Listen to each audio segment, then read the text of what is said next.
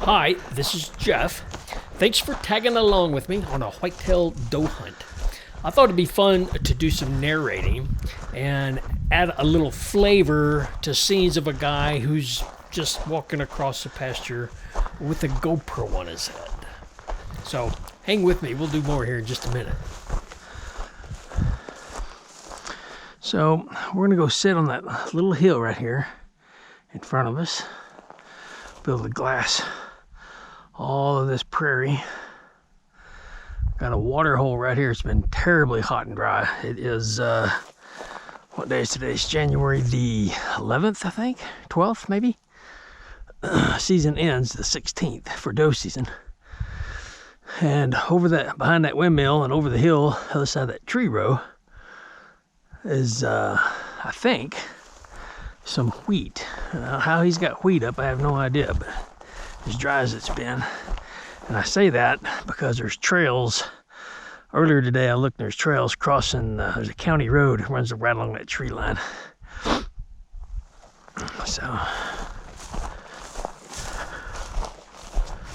anyway, what I'm hoping, we've got kind of a gentle northwest wind, so wind is kind of going this way. This was in the middle of January of 2022 during the late doe-only season. I'd procrastinated through most of the hunting season and had yet to kill a single deer, so time was running out on me. And also, I may get deer that come out of that tree row over there also, if I haven't already spooked them all. Now, being a wildlife biologist and a range scientist, I always find fascinating things out in God's creation. These are so cool. So easily distracted, I know. Here is, from last year, a praying mantis nest. Huh? Neat, huh? You know, it's funny how many years I went by seeing those on fence posts and on branches and not knowing what they were. And I'm always surprised and enjoy telling people what they are, and people go, really? Oops. Okay.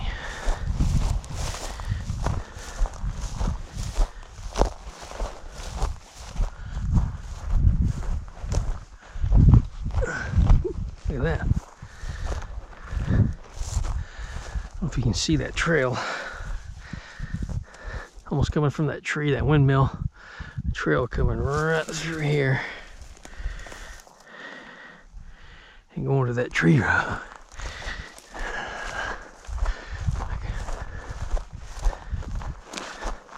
Probably should have swung further around. There's another one. And another one. Wow, look at that one. Oh, that's cattle. But the deer will use it also. Okay, sorry, I know that's what you came along for, but this is Queen's Delight. It's left over. It's actually a perennial. It looks like it'd be an annual, but he'll start all the way back from the ground up. This actually makes some of the best dove and quail seeds right there. Makes 3 seeds. You can see those 3 empty where it used to be a seed pod. And that splits and drops 3 big old fat round seeds. They're not really that big, but they're pretty big. I mean, a mourning dove can barely choke them down, you would think. But anyway, so I'm also aware that I struggle finding the perfect position for the GoPro on my head. Here, I'm a little low. Later on in this same video, during the next morning's hunt, I overcompensate and set it aiming too high. This one's looking down at the ground, and tomorrow's kind of looking up at the sky, so I guess on average, I got it just right.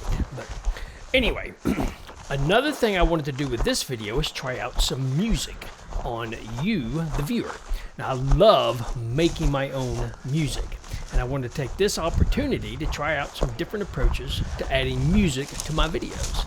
So, I have an assignment for you coming up. Hang with me. sand blue stem, or some of you might know it as big blue stem. Always tell people ask, how do you tell the difference? I said, well, if you're standing in rocks or clay soil, I'd call it big blue stem. If you're in sandy soil, I call it sand blue stem. I'm sure there's supposed to be a way to tell, but both are excellent forage, great nesting habitat.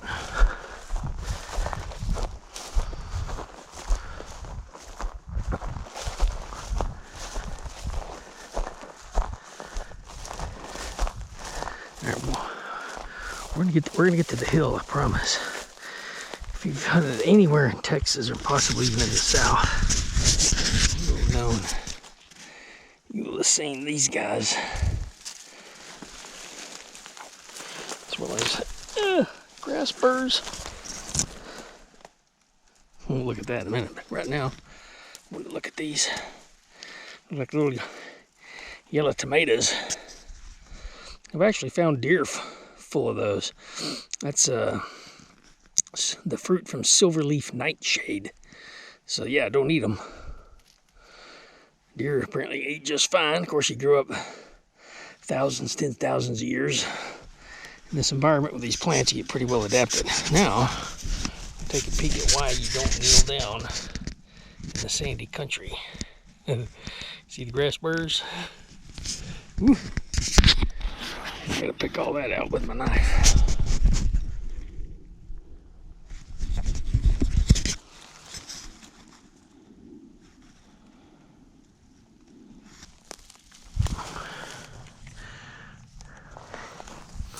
Now, I want to create good and fun music to go along with my videos. So here's your assignment. I'm going to play some short music clips, and it would bring me great joy if you would pick which music clip you think would be best suited for this video, and then report it in the comments below. Sound good? You can do that, yes? All right, let's take a peek. Let's see, what do we got here? How about something upbeat?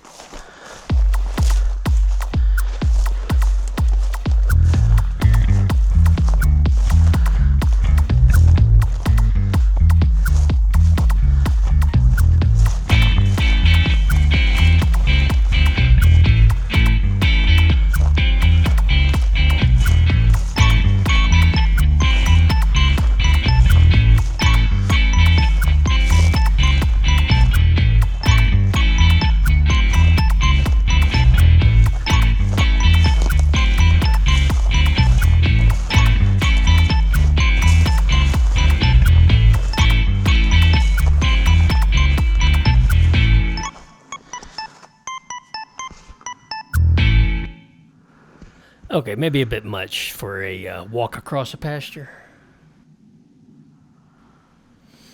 Okay, how about as I'm glassing the hillside there to make sure I don't walk up on a deer, how about something from the opposite extreme?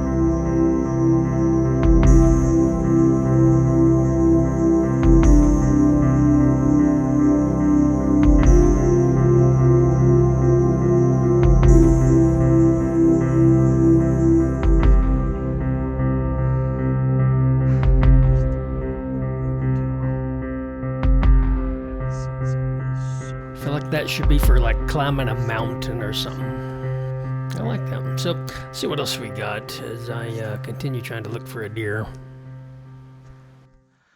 I'm overdressed because as soon as the sun goes down, so will the temperature. Now, if you're kind of looking where I'm walking, you're thinking, man, that country looks pretty good. And the only reason it looks that way is because it is. It is good. It's fantastic, as a matter of fact, except for this guy. It's weeping lovegrass. See these this little plum thicket here ahead of me. A lot of people drive right by all this to go deer hunting, not realizing that they're driving by a country that has a lot of deer in it. Not about a lot, I guess that's relative. If you're from the Texas Hill Country, you'd be very disappointed to come hunt here.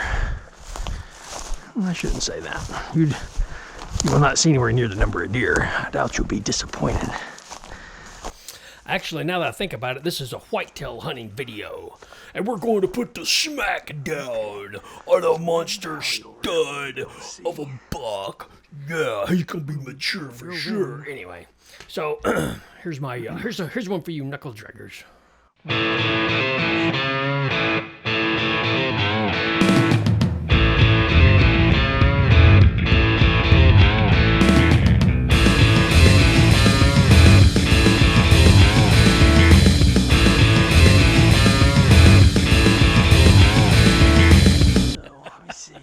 I don't know how many drummers there are out there, but that was a lot of fun. I'm not going to see the deer coming from the tree row, which I guess is okay.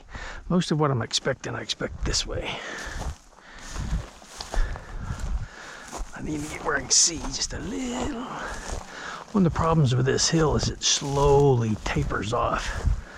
So it makes it hard to find a spot where you can really see like you think you want to see, you know.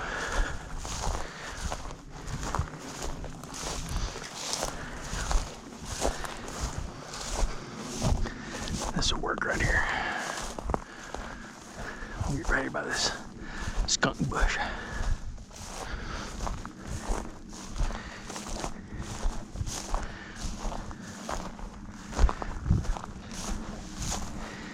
Chances are there's deer down there right now. I need to hurry up and get sat down. We'll sit right here here's a skunk bush. We'll sit right here in the shady side of that. Sun there. Wind coming this way. Just yucca. I don't want to get stuck by yucca. All right, while I'm getting all situated there, let's see if we can find some music suitable to old fat guy trying to sit down. It's there.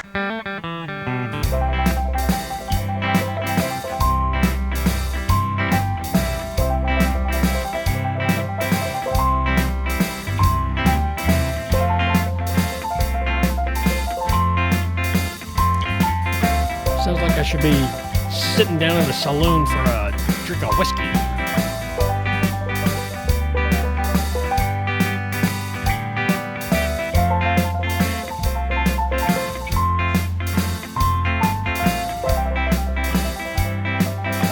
That's enough of that. 10 till 5. So the sun's gonna set here within less than an hour.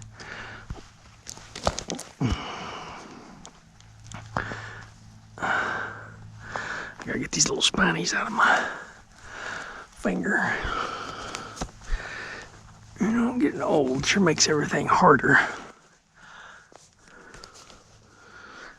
Get my readers out so I can get the spines out of my finger. All right, here's some old fat guy trying to pick spines out of his finger music. Now, you can't just Google that anywhere. That's a specialty. Golden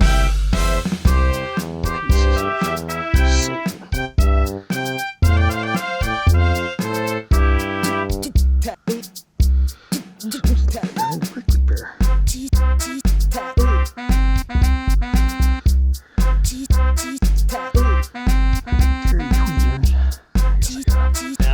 Okay. My wife said that I can't play too much of that one or people will stop watching the video. But that's good prickly pear spine picking out music, don't you think? I forgot to show you some grass. So this is, right here is our very common, well-known sand drop seed. sand drop seed. Now, turns out he's got my cousin. I'll pull him up so he's not distracting. I didn't know what this grass right here was when I first saw it. This is rough drop seed. And it's very easy to spot in the fall and the winter. And you see how it has these shiny little sheaths that come off of it. This when the sun hits it, these broad little leaves right here. And the weird thing about this plant is that it makes seed heads that come out down here at the leaf axils. So we have a seed head, a seed head, and a seed head. Most grasses have terminal seed heads, like this little blue stem. But basically, when you have a seed head, that's basically the end of that part of that plant, sand drop seed. See, he's the same way. Anyway, and this is a little blue stem, and the locals call it red grass. For obvious reasons, I'd say the locals got it right, and the botanists don't know what they're talking about, or they're all colorblind, because this is clearly red, it's not blue. That's not how plant classification works, but you get the point. Sitting in a sea of little blue stem. Yeah, I better shut up and quit moving around. So, I say that and I keep talking. So it looks like just wide open prairie, right? You would think if there was a deer out there, you ought to be able to see it. Well, the thing is, there are deer out there, just they're laying down at the moment.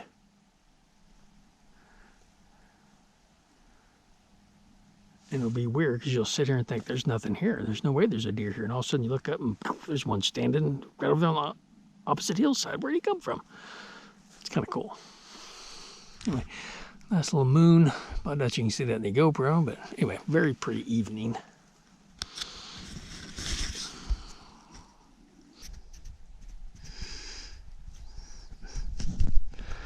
There she is, on the left-hand side.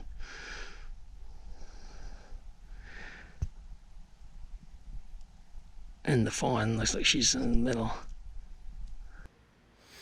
Yes, and I do know that they make little things that clamp your phone onto binoculars or spotting scopes for this videoing purposes. I don't have one.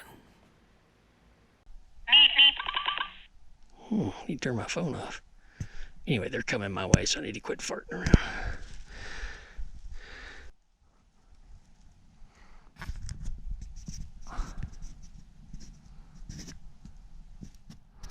Got that all taken care of and then realized that the binoculars were out of focus. Anyway, that's the adult doe. It's either a doe and two fawns or a doe and a fawn and a 1.5-year-old. She was feeding on the tops of those sand lilies, which is like old, dry, crusty, sticky. Made me think if that's what she was actually doing or not. But anyway, 3 deer there. Should be able to see him now, and a buck up there on the hill. You might see him kind of his little hump skylined up there. So they're traveling from right there, heading kind of this way. So there's a valley between me and them, closer to them.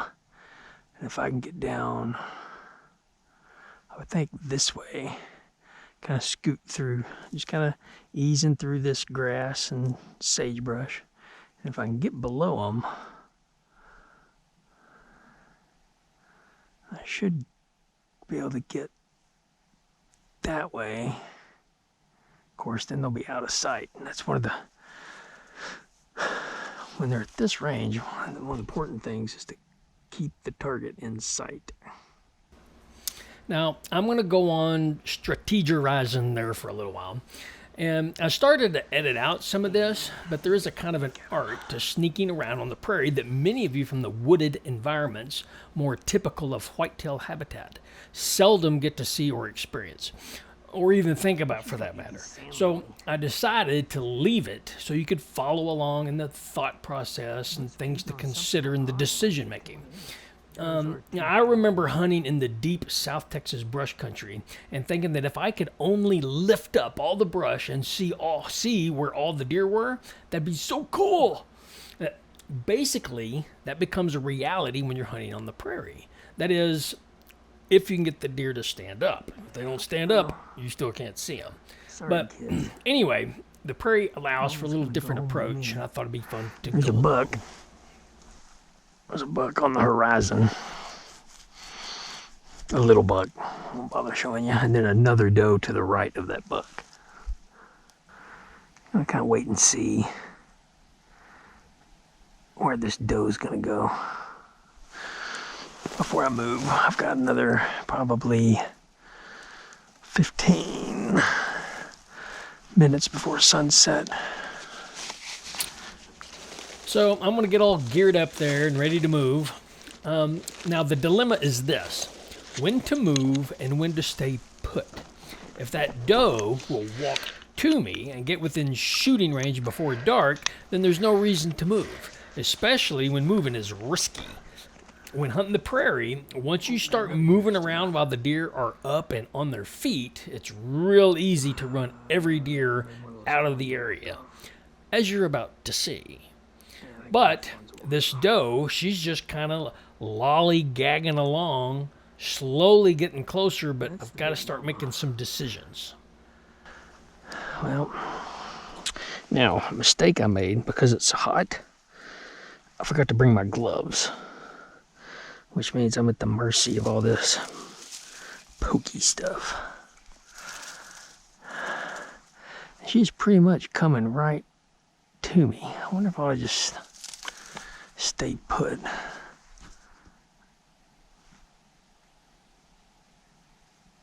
She is eating sand lily. I just saw it move that time.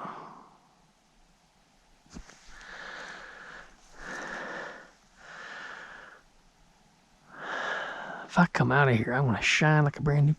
See, there's a little swell here at about 150 yards. There's a little swell, and if I could get below it and then come up the other side, I'll be in shooting range. And part of the problem, however, is that one of the babies, I gotta stop calling babies, I'm fixing to kill their mama. One of the young antlerless deer has wandered off ahead up to the right, which isn't surprising. Which, by the way, is if I am successful in the stalk here and I kill the mama, do know that those fawns are just fine. This isn't Bambi or anything.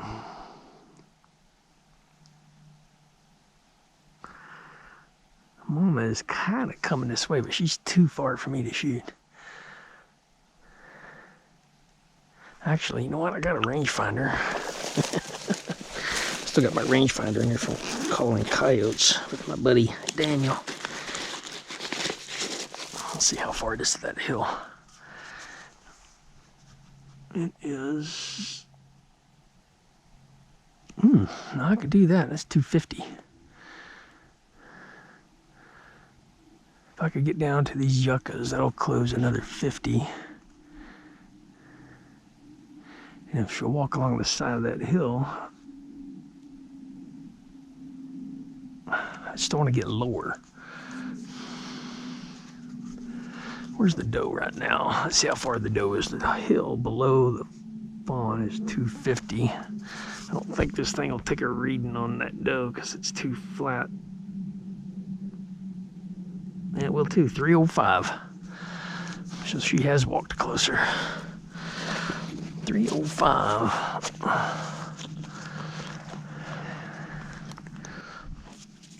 223. I have it sighted in at 1 inch high at 100.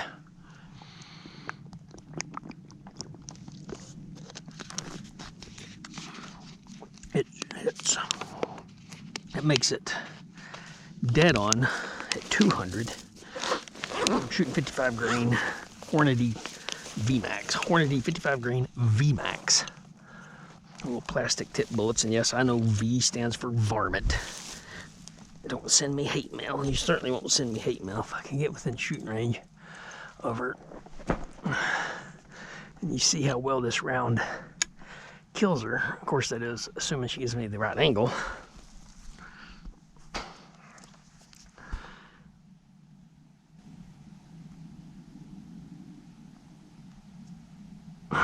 She's not in a hurry. She's a nice old doe. Got a big old long head on her.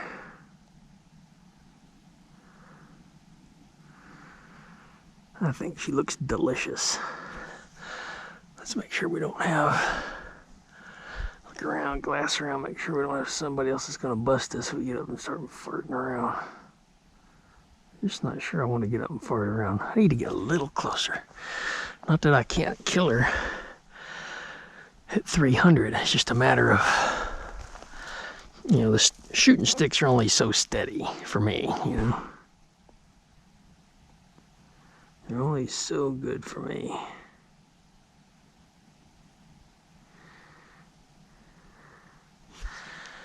I got 3 sets of eyes to try and beat. You know what? I think for right now, I think I'm just going to stay put for a little while.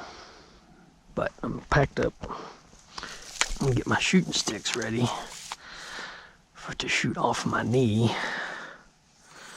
instead of sitting a little longer.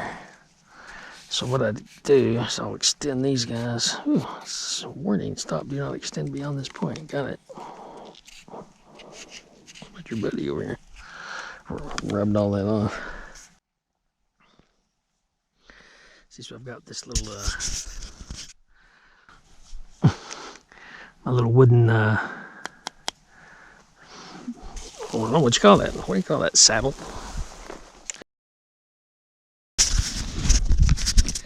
So this thing, when I bought these shooting sticks, I loved them, man. They had this, and on top, they had this really cool head that would swivel. And you could detach it and put a camera on it, which I was like, oh, that's awesome. It comes off. Oh, I like that a lot. Until I got to the truck one day and it came off. Unintentionally, I dropped it out in the pasture somewhere. I have no idea where. So I just took me a little piece of wood and cut me a little saddle. You probably see that doe a lot better now. Should I mess with it? Or just let it be? Yeah, I want you to see.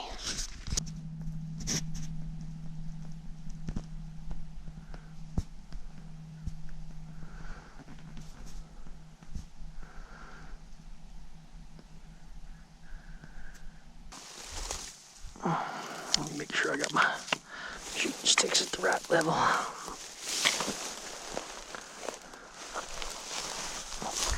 I'll just shoot her from right here.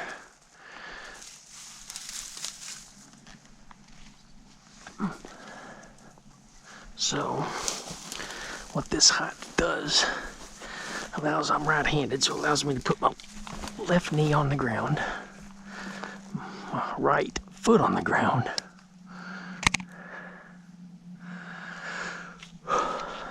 and allows me to rest my right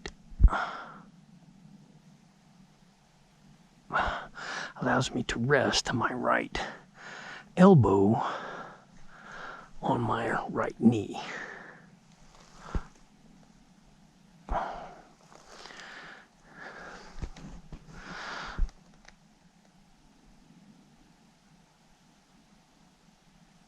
Man, my shooting sticks, I'm just not steady enough for 305.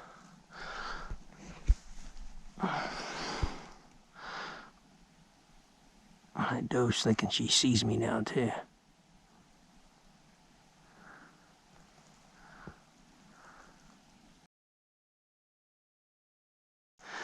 So it's amazing the difference it makes from just sitting to kneeling. You know, I'm what, at the most a foot higher.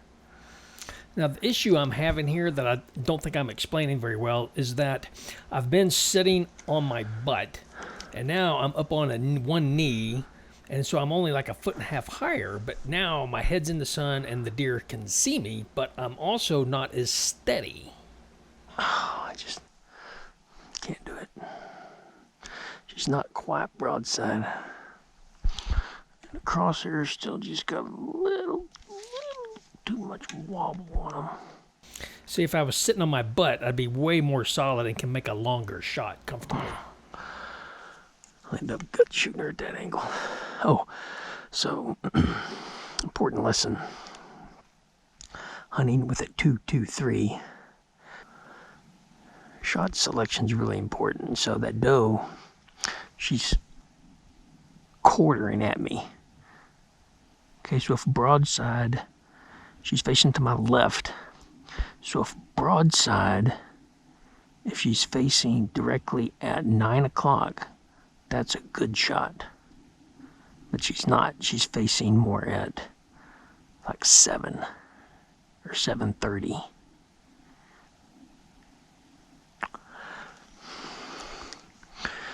Now, I could shoot her back a little bit and bust her guts. I'll end up killing her. I've got a tracking dog. I'll end up finding her. That's not the point. I don't want to have to track her, and I don't want to have to bust her guts. Wow, she has got a beat on me now. Which, by the way, I forgot. Because it's hot, I did not bring my scarf. I know you can't see me in the GoPro.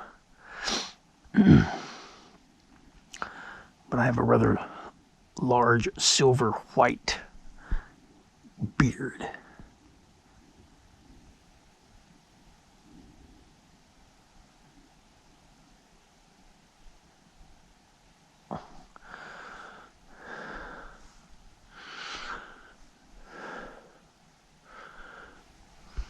Which I'm sure is now shining in the sun. It's just the top of my head is in the setting sun. You can see my rifle shining. She may be looking at that too. Well, she got me pegged. I'm gonna have to sit back or my left foot's gonna go numb. Oh, dang it, forgot to be my foot. It shouldn't scare her. It's only a road runner, right? Now, I really want to shoot her right now, despite the fact that I'm taking a short little break to text my wife. But in addition to the angle being bad, I can't get steady on one knee. It's my wife. And so that is the crosshairs are wobbling out of the kill zone. Now, the crosshairs always wobble some, but if they wobble out of the kill zone, well, that's not a good shot to take, okay? So I'm much more steady when I'm sitting on my butt. But when I sit on my butt, I can't see the deer in the scope over the top of the grass. You know what? I bet the way she's acting like I never get a shot at her. I don't think I'll ever get a shot at her.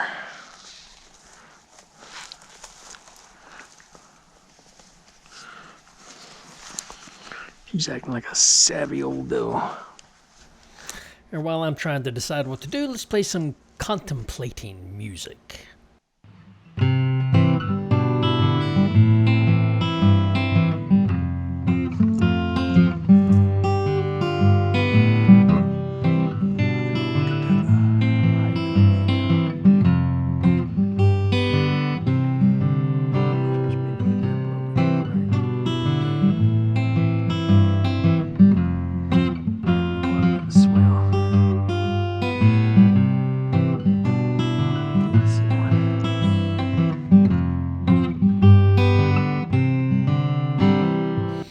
Let's see if that helped me make a good decision or a bad decision.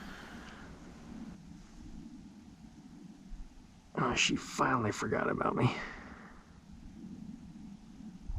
I don't know about that, but she finally quit staring at me, and now I'm in the shade. So we'll see if I can't get moved up. They were also looking at something off to the left.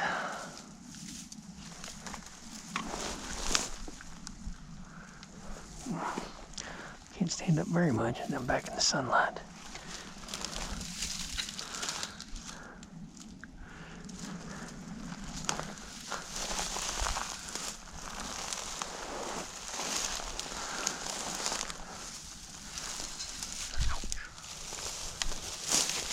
I won't be a grass burn infested rascal if I keep doing it this way.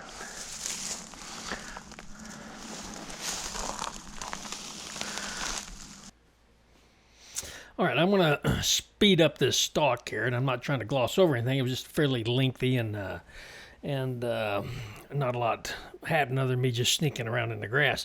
But what happened was I got to this point right here, and that doe and two fawns, they suddenly picked up their heads and started walking somewhere with a purpose. And so here they'd been piddly dinking around for almost an hour, and now they are up and moving, and they're not coming at me anymore. Now they're kind of going, angling away from me. And so now I'm trying to hurry up and catch up without getting spotted, which is hard. And so when the doe has her head not paying attention, she's walking, I try to walk, but if she stops and looks at me, I'll stop until she quits looking at me and then catch up. But anyway, also I thought this was really funny. Check out the audio. It sounds like I'm running.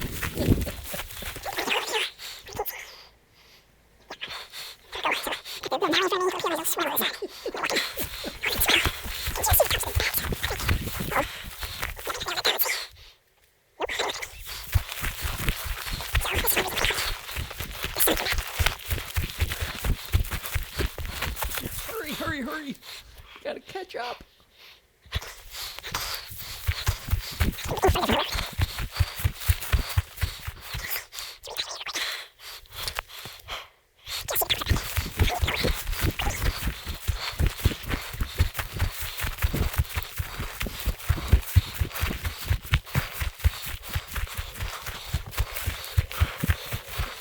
Okay, I like that a lot for some reason. So like Minnie Mouse on the stalk. Anyway, so this doe and these two fawns, they are basically just walking away from me, and I'm trying to get caught up. And there's just a little bit of a hill coming up.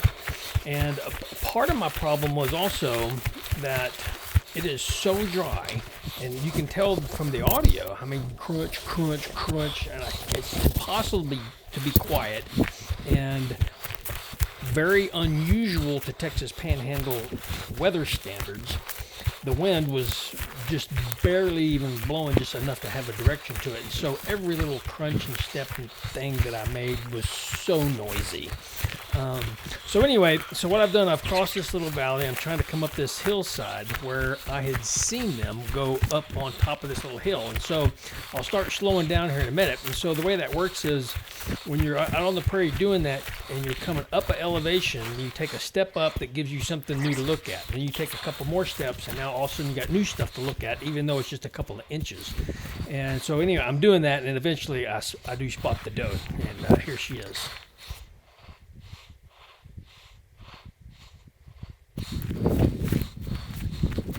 Oops. Okay, hold on. I forgot to slow it back down to regular speed. No shot, though. I got the big mama doe standing right Well, there. and now that I'm so close on them, I'm whispering so quietly that you can't hear it in the audio. So anyway, so what had happened, I had come up on them, I had seen the doe, but the problem was, again, often on the prairie, I can see her standing up, but when I kneel to shoot, I can't see her anymore. And so now they are aware of me, and they're kind of easing off a little bit. I'm just going to try and hang with them and hope that the sun that is setting behind me and in their face is going to provide me with enough cover that I can get up close enough and high enough up that hill that I can get down on my sticks and put a shot on her. And let's see how I do. Nope, scope up. Not quite. And so the problem is I can see her, and I've got the crosshairs on her head, but the problem is there's too much grass between me and her. and there's no way that bullet is going to arrive on target. She's going to be saved by a matter of 3 Cutting through all that inches. grass. And so now I'm just going to try and see if I can't ease up, get a little higher, maybe find a little gopher mound or a bunch of grass to put my shooting sticks on a little higher. And I'm really pushing my luck with the deer because they just really don't let you get away with this kind of stuff, as you can clearly see. And the sun at my back helped some, but it didn't fix my problems. Mercy. Mercy, mercy. I don't know if you can see them, but they're running, about to break the horizon.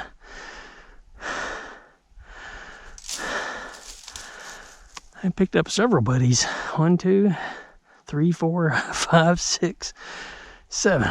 2 bucks. Mercy. And that's what they were looking at, you know.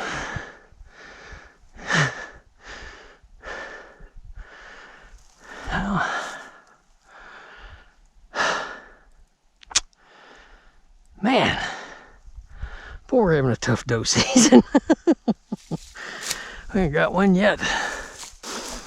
Well, at least we'll get back a little earlier, right? Not having as much work to do. Always look on the bright side of life. Look at this deer trail.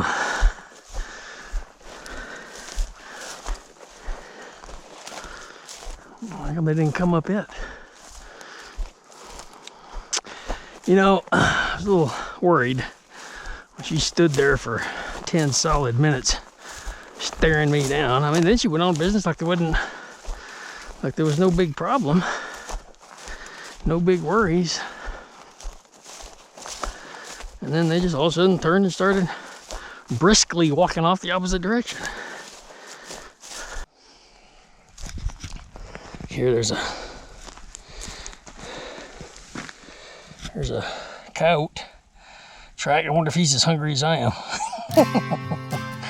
Yeah, same kind of luck today, buddy, did we? Huh? Well, we may be going home. So we may be going home empty-handed, but not empty-hearted.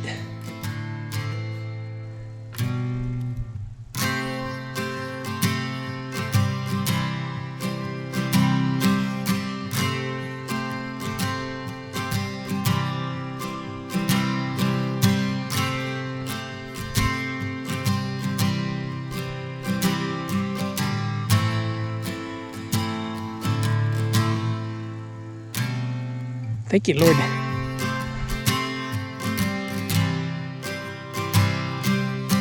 All right, kudos to you if you made it all the way to the end of this hunt. I considered not publishing it, but many years ago, I found myself growing weary of the hunting videos that had to result in a kill. I mean, think about it. What percentage of the hunting videos you've seen in the last decade failed to result in a kill? And the weird thing is how capturing the kill shot became a focal point. The hunting shows I recall from my childhood cut out the kill shots. It's been an interesting transition to where it's more about killing than it is about hunting. And I think in our current culture that hunting should take precedence over killing. Yet, I recognize that the youthful hunter from my past does not share the same perspectives as this gray-bearded old man. But herein lies a dilemma. After all, this is a do-it-yourself series about taking your deer all the way from the field to the table. And it's really hard to take it to the table if you never take it from the field. Therefore, the rest of this video shows the hunt that took place the following morning.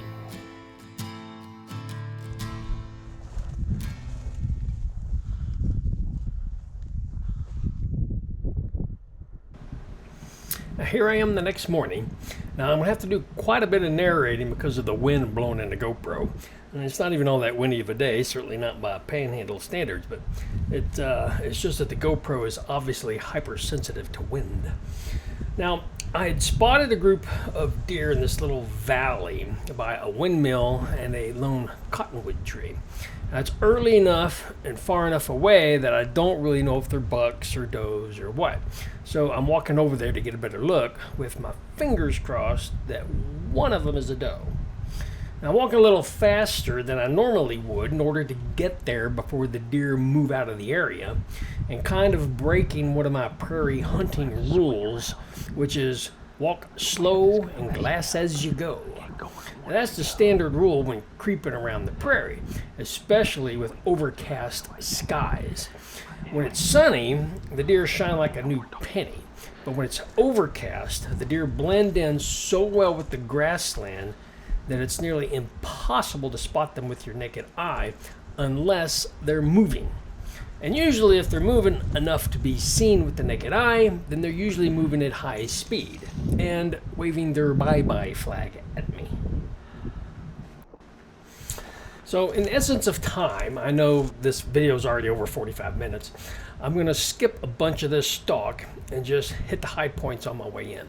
So right down there, you can see that windmill and see that lone cottonwood tree. And I was using them as reference. And the deer should be somewhere in that area, but I don't know exactly where because several minutes obviously has passed since I first spotted them.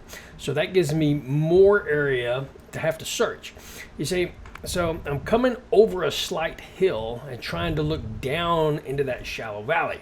And the way that works is that every step I take reveals a little more of the valley, like in a long, narrow strip. I have to glass that narrow strip so that I can keep another important prairie hunting rule: spot them before they spot me. So I then take a step or two forward, which reveals another unsearched strip of the valley, and glass all of it. Then I just keep doing that until I see a deer or until I see the entire valley and determine that they left before I got there, which that happens. And what I'm looking for is the top of heads, ears, or tops of backs. The top of backs are the easiest to spot because the grass is wispy and situated vertically where you can look through the tops of it. And the deer's backs are solid and situated horizontally.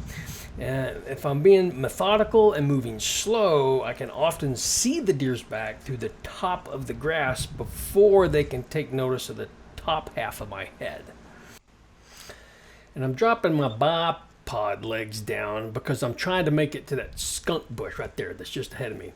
And I have to crawl on my hands and knees. Reason is I'm nearing the end of my hill where it slopes down toward the windmill. And I can't just walk right up to the edge. Rather, I have to crest the edge while at shooting height. Make sense? That is, I can shoot sitting or kneeling, but not standing up. I can't hit the broadside of a barn offhand standing up.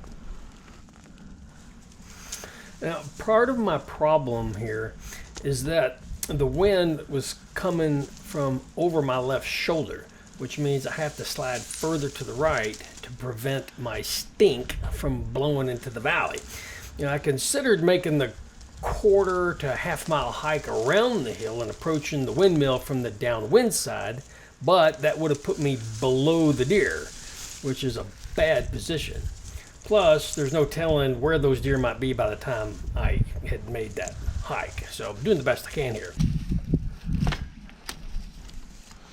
All right, you're about to see the first deer come into view. Right there it is. See that little dark dot just below to the left of that cottonwood tree. I'm going to pause it here for a sec so you can see it.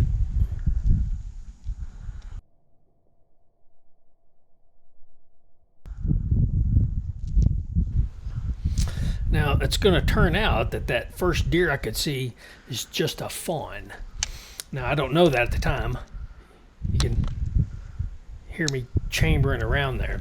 So, and I'm here in a minute, I'm going to be disappointed that it's a fawn. And then all I'm hoping then is that the other deer that I had seen is not a buck, because I'm not going to shoot a fawn. And this is the late doe only season, so I can't shoot a buck anyway. And it wouldn't matter. It would have to be an old buck before I would shoot it. But anyway, I've really got my fingers crossed there's a fawn. Hopefully there's a doe there. One of those deer I saw was a doe, so let's see. All right, so now I see 2 deer, but they're both fawns. Now I'm sitting on top of the hill and fairly certain no deer have left the area because I can see everywhere they would go unless they walked right up the hill to me. So I'm trying to watch the surrounding area, and lo and behold, I catch the big mama doe trying to swing around downwind of me. And so now I'm going to try and get swung around and get set up on her for a shot. And you can see that's to the right of the windmill, and she's not very far away. She's only about 50, maybe 75 yards.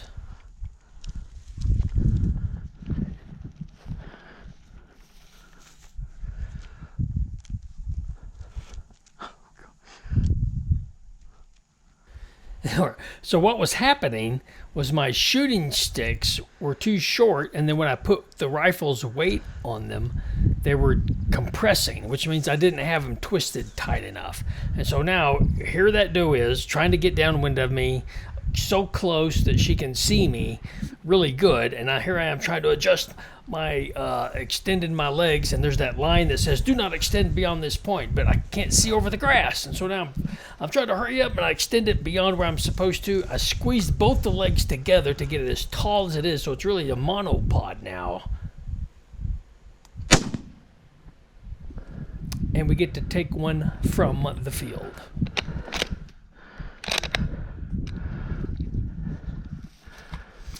Take note of my breathing.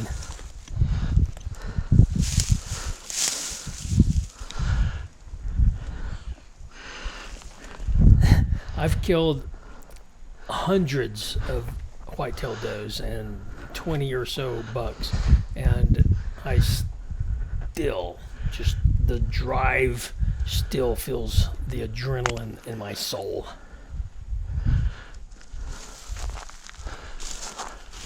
And in the essence of time, jumping ahead again.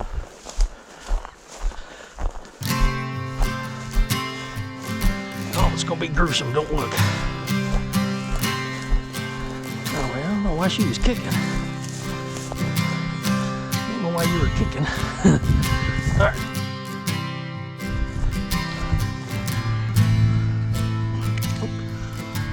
Close that. Close that. Put that on empty chamber. Thanks so much for hanging with me for almost an entire hour of your life. Hope you've enjoyed.